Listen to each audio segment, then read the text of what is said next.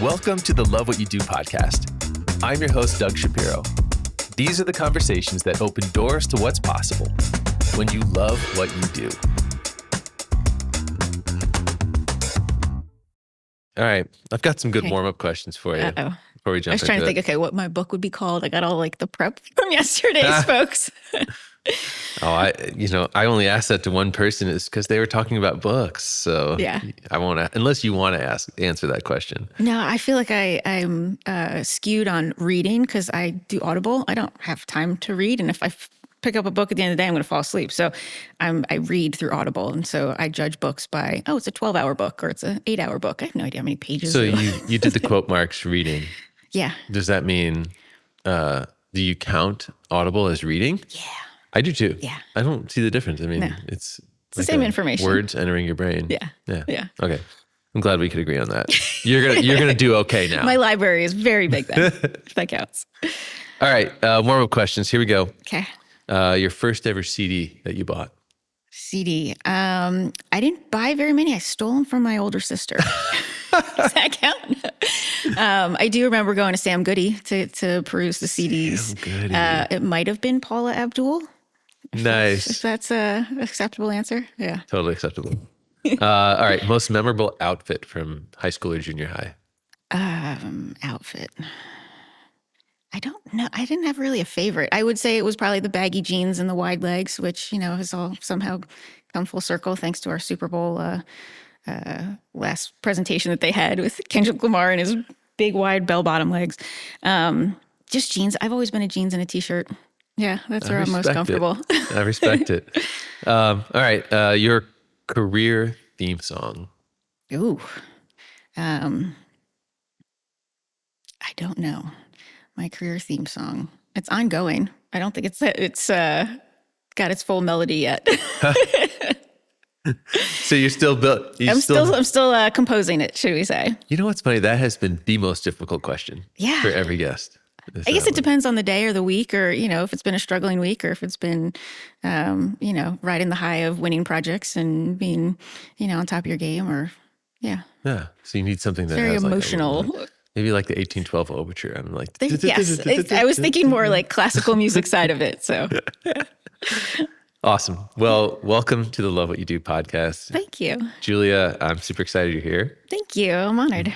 VP of Internal Operations at Price Modern. Yeah. As of last week. As of last week. Congratulations. Thank you. I know you've been very loyal and you've had a lot of time there. Multi-location Hayworth dealer across DC. Yep. So yeah, very, very excited that you're here. It is.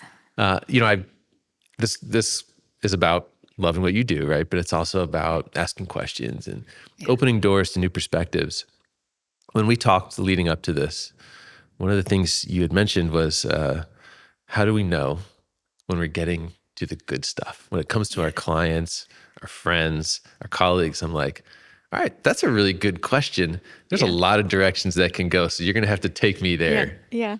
And I think it's a big part of, my moving into this role. And so I was talking to our mutual friend, Wes, and he had brought up, there's certain things of, you can't really measure successful operations, right? Like, how am I supposed to measure my success in this new role? And I think that's one of the biggest things I have to overcome is with design. Your sense of completion is in this beautiful design, right? And you have a drawing to show for it and you've got an installation to show for it. But with working in operations and the processes, it's not going to have this huge satisfaction of, hey, look what I did, right? It's all behind the scenes. And so it's going to be hard to quantify that success. And I think that part of that's going to come from people saying, oh, I didn't know that, and it's not just, spouting off random bar facts like last night's furniture bottle of tequila that it was, but getting them to see things in different perspectives and through different lenses. And so it'll be a process. I know that for sure. So let's go a little deeper because you said getting them to say, wow, I didn't know that. Yeah. Like, what do you, like, where are you going with that exactly? So more of, So part of my career path, I've been obviously in design for 17 years. I dabbled in sales and I saw a lot of different perspectives from the sales side, knowing that what I was asking of design and then being that designer, knowing what sales is asking of me. And so to get to getting people to understand what each other is doing. I think that we're so often siloed in what we do day in and day out, and we're just driven by the results, that getting to see what other people are doing and how we can help each other, I think is going to be really helpful, and say, oh, I didn't know it took a designer 4 hours to create that drawing, right? So you have a better appreciation of what you're asking somebody to do. And then in turn, knowing what sales has to do with that quote at the end of the day before it goes to the customer. So, full big picture overall view of things. Actually, I kind of like this connection of like, oh, I didn't know that. Like that reaction to knowing that you're getting to the good stuff. Yeah. Because, it's beyond just like interdepartmental understanding, which is kind of where we're going here. But like, Yeah. I feel like it goes deeper into, like how many times do you hear that from a family member? Like, Yeah. are we digging deep enough? Are we Yeah. being curious enough? Yeah. To where, like I'm learning something new about my wife who I've been married to for like 20 years, Yeah. like, Yeah. wouldn't that be cool? Yep. Like to get to that level Yep. more often, especially with, the easy thing to do it with is with clients and colleagues, right? Is to Yeah. get that reaction. Yeah. They didn't know what we were capable of maybe either. So, Oh my gosh. Yeah. Even to react that way to yourself, it's kind of funny, like if you watch a kid achieve something, yeah, sometimes they'll surprise themselves. They do. And you can genuinely see it on their Yeah. face. Like, yeah. Look what I did. yeah. It's It's true. like, do It's we very get true. there enough? Yeah. Yeah. That's good. I like, that is when we're getting to the good stuff. Yeah. And doing this for 17 plus years, I don't pretend to know everything about it. I fully anticipate learning a lot myself. We're hosting a lot of these, lessons learned project meetings lately, and I'm constantly being myself saying, wow, I didn't know that. I didn't know that that's what happens on site, or how we can prevent that from happening earlier on, the good and the bad. And so how can we make it easier for other folks? And I'm looking forward to it. It's been very eye-opening within the 1 week it's been already, but I'm sure. Let's get into your role a little bit since, we're on this topic. yeah. It's, you got your hands in a million things. You did already. It's not like the entirety of the role is new to you, right? No. It's Yeah. because there's a lot of elements to it that you've already been exposed to or had already been leading. Yeah. But, take me into like a typical, week. How many departments, how many things are your hands in here? A lot. I think right now I'm more in the discovery phase of everything, which is kind of funny. I had a previous boss call me Sherlock. That was his nickname for me, because I just had to get to the bottom of everything. I had to figure out, either how the parts went together for the furniture, or I had to figure out the process and how it worked. And I think that's kind of where I am right now is, understanding where people are, what their roles are, what they believe they know, and then where the gaps are that they just don't know that they don't know. And so I think before I can move forward with trying to put new things into place, or to initiate new processes, I got to figure out where we all stand. And I'm still kind of gathering that research and figuring out where things are. So I'm taking care of, and right now focusing on the sales and design perspective of it. My counterpart is working on more of the accounting and financing and invoicing side. And then we have a VP of external operations who takes care of the warehouse through installation and things. So between the three of us, we kind of cover from front to back as far as the whole process. And so there'll be a lot of mastermind brainstorming conversations for sure. I love this Sherlock nickname. I kind of like, it made me be a little reflective on myself. It's like, we got to make sure we actually do that, right? Yeah. Is like take the time to go through discovery, Yeah. to go a little deeper. It's easier, I think, I don't know what the counterpart to a detective would be, but to be a doer, Yeah. and just start engaging. I think being a Sherlock is kind of a cool little fun. challenge, Yeah. know? Yeah. So, all right, you're running all over with your job. Yep. You're also a mom. Yes. Yes. And a wife. Yep. So you've got the family thing going. Yeah. Does life ever slow down for you, or No. do you find moments to stop and see things? once in a while. Yeah, I'm very proud of my 11-year-old daughter. My husband and I have 17 years marriage coming up. We've known each other forever.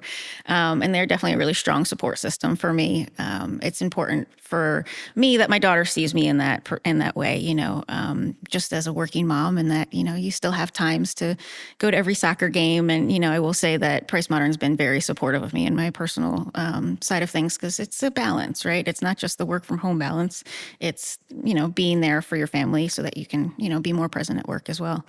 So there was, couple years ago, someone was saying, "Oh, well, you just got to stop and smell the roses every once in a while." It's like, time to smell roses. I barely have time to, get the laundry done on the weekends before the work starts. And so I took it quite seriously, and I planted one rose bush, and I was like, all right, I can keep this one plant alive. And it's funny seeing all the beautiful plants around here. All my interior plants are plastic, and it's all I can do to keep them alive and dust free. Succulents, I can still kill those. That's a talent I have. But I really just focused on this one rose bush for a while. And it was a sense of satisfaction. It was something peaceful at the end of the day. Just pick a couple dead leaves off here and there. And I'm not a rose expert. I do not have a green thumb yet. I'm still working on it. And then you bring in the added factor of we have deer in our neighborhood, and so they'll just eat all of it, right? And then you've lost it all. So, but it's been a process, and it's very gratifying, because when you do get that beautiful bloom, it's like I did that, and I all these little moments that led up to it were well worth it. And so, I think with our industry, you don't get those moments of satisfaction very often. It's just so long from start to finish, from the client initiation and their discovery phase and designing and lead times, and then finally that installation. It's just that aha moment. And it's funny, because I was talking to a coworker who came to us from the medical field. And I was like, "Oh, I really want you to go to site." And, she's new with us. And I said, "I want you to go to site so you get that sense of satisfaction, because I know it can take a while." She's like, "I think this is so fast moving." She goes, "In the medical field, you have research and you're going through all these experiments. And then at the end of 3 years, you find out, nope, we got to start all over again." And so it was put it in perspective, right? Of the way you're looking at things. So, Wow. Yeah. That side by side is really interesting. Yeah. It's like there's probably times when they feel like they're flying. Yeah. You know? Yep. And then they look at what we're doing, and they're just like, and then there's other industries that look at us and they're like, Yeah. "You can't put up an office in 3 Yeah. weeks? Like, what's going on?" Amazon can get you your chair in 48 hours. And I think that's, one of the struggles we have right now is with the industry expectations is it's the Amazon effect, right? And so why can't I get it in 48 hours? Well, because that custom piece that you picked all the finishes for isn't sitting on a shelf, and so. Well, I like this change of, well, instead of stop and smell the roses, you stopped and grow the roses. Yeah, that's You true. know? That's a good way of looking at it. Yeah. I almost feel like that's a nice replacement, Yeah. You can't smell Stop them and until you grow grow the them, right? roses. And so I think that that's, also a good theme for, this new position for me is I have a lot to grow, within the company, and not just personally, but, for the company and how we can improve on processes that we're doing. So you're in a position where you're leading leaders in some Yeah. cases. Yeah. What are you looking for in a leader? Like what is it when you're looking? Somebody young is listening and they're aspiring to Yeah. move into a new role, or Yeah. what is it that would put them in that best position? I think an open mind for sure. Even if you don't have the years of experience, or even if you do have the years of experience, you're not going to know it all, right? I mean, you're going to continually grow. Being open minded to understanding where people are coming from. It's not I do it this way, you do it this way, and this is how it's done. There's lots of ways to get things done. I think that, you can't teach some old dogs new tricks, but old dogs also want to know new tricks. I think that the more experience we can bring to it, and the more awareness, that I think that's one of the things within our industry, that one size does not fit all. Whether it's one office or whether it's a whole building, it's not the same approach. And so I feel like time-wise, it's always very difficult to predict how long it'll take to get a project to completion. Maybe you've got a decision maker that can just make all the decisions and it's going to go a lot smoother, or it's somebody who you really need to be their trusted advisor for. And so I think just keeping an open mind of listening is a really big deal, to hear their thoughts, hear where they're coming from, so that you can best respond to that and provide them with that advice. That's good advice. We'll stay on the career thing. Okay. Do you have any like embarrassing career moments or like I something, do. that's I like, do. I don't know if it's appropriate. So I was giving one of my first presentations as a showroom walkthrough, and I remember it vividly. And so it was when the 1.5 high lateral files were this big trend, right? Oh, and you can put a little cushion on it, and you yeah. can sit here for quick meetings. And so I was speeding through this presentation. I was trying to explain to the guy, and I said, "Oh, and these are great for quickies." And the guy just looked at me, and I turned around and I just counted to 10. And then I said, "Quick meetings." And that's where we can have the. So, yeah, that was probably my absolutely shades of red moment of That is embarrassment. hilarious.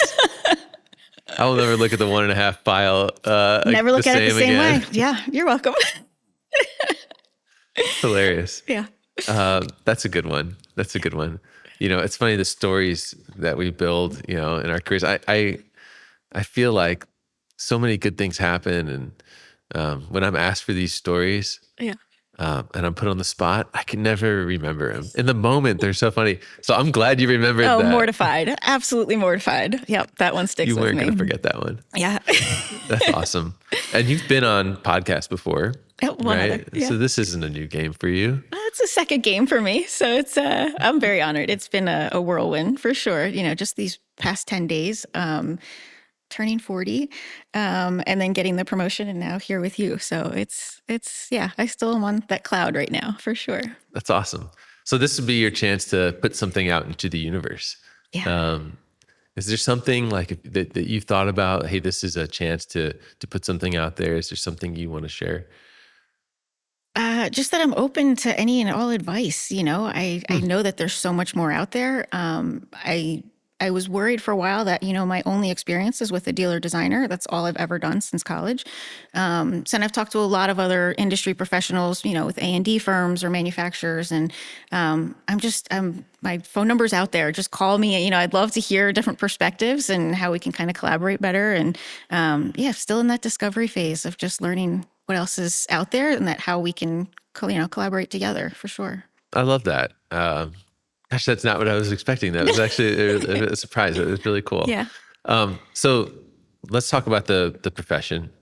I know you are an advocate of the dealer design process, and you've known and you've innovated inside of that, right? To develop new ways of actually thinking about the role of the dealer designer and how they engage.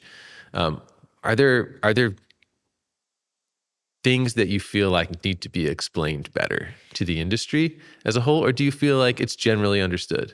I think there's a lot of maybe misperceptions behind it, and I think that that's something that we had talked about earlier, this morning about, we added a whole bunch of designers to our team and thinking that, it would help to spread out the workload and so that people could take a breath here and there or take a lunch. And so we added 5 designers to our group and thinking, I'm going to throw all the resources at it.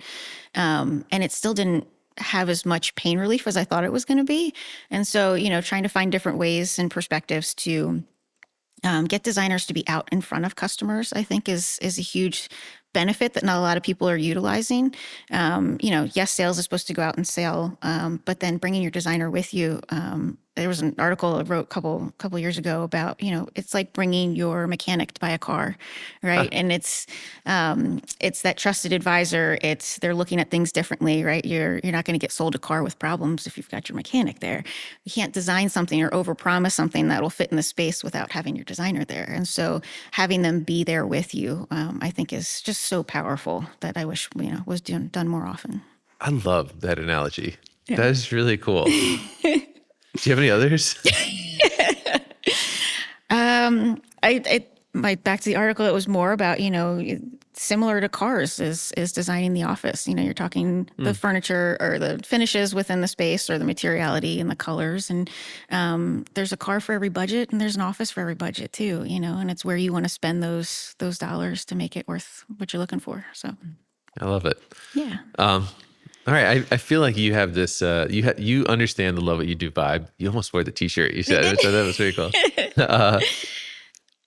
Let's talk about loving what you do even on tough days. Yeah. Do you have a strategy that kind of leans into optimism, or how do you use optimism Yeah. as a tool? I have a little sign on my desk that says everything is figure outable.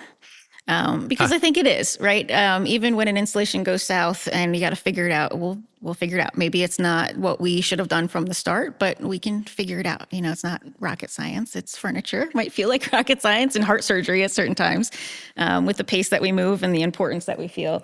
But yeah, it's everything's, we can get through it all, and it's just taking a step back. I think that, you know, that's one of the most exciting things I'm looking forward to in this role, is having the time to be able to look at things. You know, when you're in the moment with design and you're striving for that end goal or that delivery or that, you know, install date, you don't have time very much to reflect about, you know, looking back at it or maybe looking at it from a different angle. And so you've been looking at the same design over and over for so long, you just need that other set of eyes. And so I don't think I'll ever fully be able to step away from design. You know, that's something that was very bittersweet for me. And I told the designer, I said, look, just show me a plan every once in a while. Let me get my feet wet and keep my toes in the sand. And I think that it's, you know, hopefully that'll be helpful to them as well. It's just a different perspective, but of the perspective of somebody who's been in those shoes. So I love all these little nuggets of wisdom. Everything's figure outable. yeah. Stop and grow the roses. Bring your mechanic when you buy a car, Yeah. right? Yeah. There's a lot there. I make t-shirts now. We got all the slogans in the back. T-shirts and bumper stickers. Yep. This is awesome. So I guess, is there a question maybe that you were hoping I would ask you that I haven't asked yet? I don't know. I was a little nervous about the questions. You know, we were talking last night with the other folks you've already interviewed. It's like, it's not just about furniture. We're getting deeper than that. And so I think that's also a very valid, important fact of, it's not just always about furniture, right? It's getting to what our clients are looking for. It's getting to what they need out of their space. And, you know, it goes a little bit deeper. And I think that's what I find, you know, is the fun part of it, is getting to the depth of it, of things we didn't know. Let's do that then. Okay. Let's do that. So like, if you were going to host a podcast Yeah. and it wasn't about our industry, what would that podcast be? Um, And who would you talk to? I don't know. Again, I feel very siloed because I've only been doing dealerships for so long.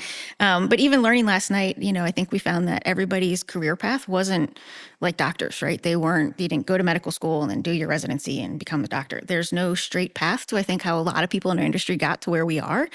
So how did we get to it? You know, I would say I was definitely the abnormal one throughout college, who, when I was 7, I was rearranging my bedroom. I knew I wanted to be a designer. I cut out all the lamps in a magazine and put them in a book. I cut all the sofas out, put them in a book. And so then I went to school for design and I became a designer. Like, that's not normal. I know that. Yeah, that's not right? much of a squiggly line there. But, you know, I also hated my office furniture class in college, and here I am in that industry. So I think it's just keeping that open mind. And I would just love to understand how people went from one extreme to another. Like, you went to school for teaching, but you became a doctor. Or like, what was that pivot point that got you to completely change careers? And how did you use what you either went to school for or didn't go to school for? And maybe that provides, you know, a fresh perspective in that career field. That can benefit, you know, the corporation. I like that. I feel like we could call it like the squiggly line, you know, Yeah. or like the, you know, the path less traveled. Yeah. That's a little hokey, but I do have a sign in my office at my daughter's height, and it says color outside the lines, because I I do like think that. that's important too. Yeah, so it's not, you don't have to stay within the confines of it. So, you know, you were telling a story about how you hated your office furniture class, Yeah. you know, and now you're like as far deep into that. Can't go you any know, further. Yep. I kind of have a similar situation where I remember as a kid, it was something where my mom had something, she was out of town, and my dad had to take me to work he had to work on a Saturday.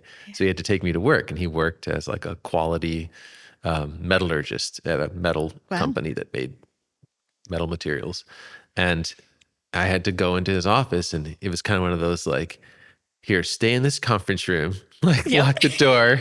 I'll come get you when it's over. Here's a whiteboard. Yeah. Yeah. Start doodling. And I'm in this conference room, in this office in like 1986 or something, Yeah. right? And I'm looking out into this office, and I'm like, this looks terrible. Like, I don't want to do this. I hope I never have to do what my dad does, Yeah. because I'm like, it looks so boring, like Yeah. no one's, it just was so distant from joy as a kid, Yeah. like from what you imagined joy to Yeah. be. And did you think that Um, you would be making that a better situation for everybody? I know, and How that's many years later, that's what your problem you're solving? it is like literally like, not only am I in an office, I'm in an office that works on other offices. It's like so Making them far. better, right? So maybe that was your impactful moment of like, this should not be how people work. I'm going to make it better. We're going to have nicer things. And, It maybe that could was your be, moment. it could be, but that day always stuck in my head because I think it put some weird little fear in me of like, oh my God, this is what adults do, and Yeah. like this is what I'm gonna have to do when I grow up, and like I Yeah. don't want this, Yeah. It's It's true. kind of funny. Yeah. Uh, The metal desks of row after row and how yeah, much it's changed now. And yeah, yeah, yeah. that's Good true. good memories. Yeah. Um, anything like that stick out in your head from just when you were younger and you thought about what you'd be doing now? Um, my mom was the amazing stay-at-home Martha Stewart Pinterest mom before that was a thing. Going to work with my dad was here's a marker, start work, draw pictures on the whiteboard while he had meetings and such. But no, I don't think there was an office impact for me. I think in college it was. I don't know if it was the systems we were working on, or maybe it was just the word cubicle that just didn't do it for me. But I also don't think that almost 20 years ago that the workspace had as many exciting things as we do now. It's not just cubicles and panel systems. It's so much more. And then going through the pandemic and that we were what the talk of everything. And I think we are now as well, as far as our industry of, are you going back to work? What are you doing? What is your office doing? And it's like, we're the everyday conversation That's now. And true. so it's really That's cool true. to listen to people, even the elevator speech, it's not just the weather's doing whatever. It's, are you going back to work? What's your work policy? And it's like, that's research every day. And it's totally acceptable. It's not as, out of the blue as it would have been 20 years ago. So it's been really fun to see the evolution of where we've come from and where we're continuing to go. That's pretty cool. All right, let's do a love what you do wrap up. Okay. We'll finish the sentence. When you love what you do, You have a smile on your face. I think that it's infectious. Yeah, there's going to be challenging moments, and there's tough days, and but still giving that aura of positivity and look, everything's figure outable. We'll get it done. When you love what you do, you're willing to find the fix, to find what's going to make it better. When you love what you do, you enjoy it. I think that was also something that my grandfather had said was, you find something you like to do and find a way to make money around it, right? So just because you like to ride horses, if you're not going to be able to make that into a career, there's a difference between hobbies and careers, right? And so the fact that I loved rearranging bedrooms at 7 and, got into this furniture world, yeah, it was an actual career path too. So I was you're lucky in that way. Like seriously, yeah, that's awesome. yeah, That's it awesome. was fun. Hey, you were a great interview. Oh, Thank you, thank you. You Julia. made it very easy. My goodness. I really appreciate your time. And Oh, thank you for inviting me. I was honored to be here. So, yeah, awesome. yeah.